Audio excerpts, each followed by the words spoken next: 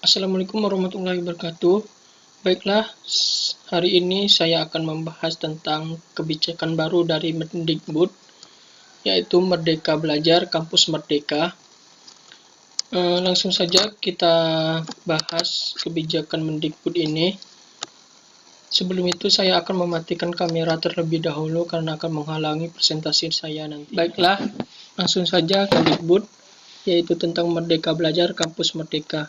Ini ada 4 poin dari kebijakan terbaru tersebut,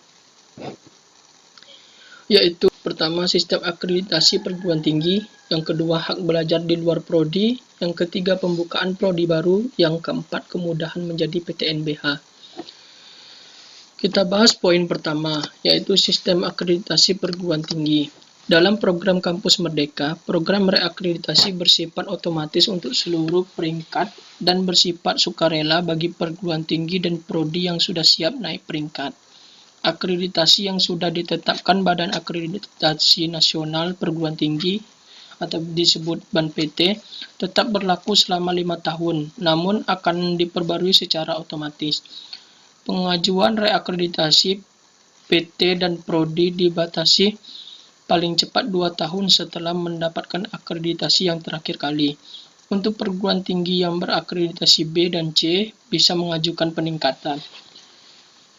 Pada poin ini menurut saya ini akan membuat PTN atau PTS banyak melakukan rekayasa data agar mendapatkan atau menaikkan akreditasi, sehingga semua kampus akan berlomba-lomba dengan cara apapun untuk menaikkan akreditasinya. Selanjutnya kita bahas di poin kedua, hak belajar di luar prodi. Kampus Merdeka yang kedua memberikan hak kepada mahasiswa untuk mengambil mata kuliah di luar prodi dan melakukan perubahan definisi satuan kredit semester. Perguruan tinggi wajib memberikan hak bagi mahasiswa untuk secara sukarela. Jadi, mahasiswa boleh mengambil ataupun tidak SKS di luar kampusnya sebanyak 2 semester atau setara dengan 40 SKS, ujar Nadiem. Ia melanjutkan, ditambah mahasiswa juga dapat mengambil SKS di prodi lain di dalam kampusnya sebanyak 1 semester dari total semester yang harus ditempuh. Ini tidak berlaku untuk prodi kesehatan. Pada poin kedua ini saya sangat setuju karena saya pribadi lebih menyukai pelajaran praktek langsung daripada teori, dan juga mahasiswa bisa bekerja sambil belajar dan mendapatkan uang tambahan, dan ini akan membuat banyak mahasiswa dengan berbagai skill. Pada poin ketiga, yaitu pembukaan prodi baru. Program Kampus Merdeka memberikan otonomi perguruan tinggi negeri PTN dan swasta PTS untuk melakukan pembukaan atau pendirian program studi baru. Otonomi diberikan jika PTN dan PTS tersebut sudah memiliki akreditasi A dan B, dan telah melakukan kerjasama dengan organisasi atau universitas yang masuk dalam QS Top 100 World University. Pengecualian berlaku untuk prodi kesehatan dan pendidikan. Ditambahkan oleh Mendikbud, seluruh prodi baru akan otomatis mendapatkan akreditasi C.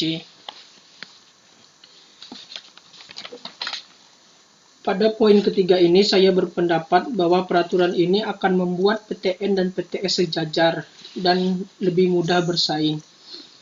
Pada poin keempat, kemudahan menjadi PTNBH. Sebelum kita membahas poin keempat ini, kemudahan menjadi PTNBH ini, mari kita pelajari dulu apa perbedaan PTN Badan Layanan Umum, Satuan Kerja, dan Badan Hukum. PTN Badan Layanan Umum. PTN Badan Layanan Umum merupakan institusi dengan level kedua dalam hal otonomi. Pengelolaan institusi ini mirip dengan rumah sakit milik negara. Seluruh penerimaan non-pajak dikelola secara otonomi dan dilakukan pelaporan ke negara. Selanjutnya, PTN Satuan Kerja. PTN Satker adalah PTN sebagai satuan kerja kementerian. Seluruh pendapatannya termasuk SPP mahasiswa harus masuk ke rekening negara atau Kementerian Keuangan terlebih dahulu sebelum digunakan.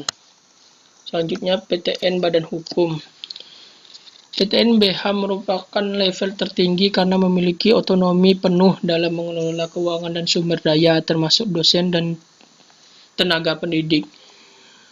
Perguruan tinggi negeri jenis ini beroperasi mirip dengan perusahaan-perusahaan BUMN. Mari kita kembali pada poin keempat dari kebijakan Mendikbud ini. Kebijakan Kampus Merdeka yang keempat terkait kebebasan bagi perguruan tinggi negeri, badan layanan umum, dan satuan kerja untuk menjadi perguruan tinggi negeri badan hukum. Kemendikbud akan mempermudah persyaratan perguruan tinggi negeri, badan layanan umum, dan satuan kerja untuk menjadi perguruan tinggi negeri badan hukum tanpa terikat status akreditasi. Pada poin ini,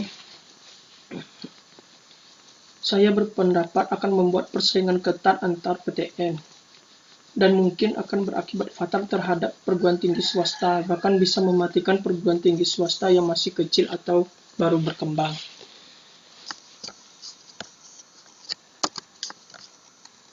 Itulah presentasi dari saya tentang kebijakan baru dari Mendikbud, Merdeka Belajar Kampus Merdeka.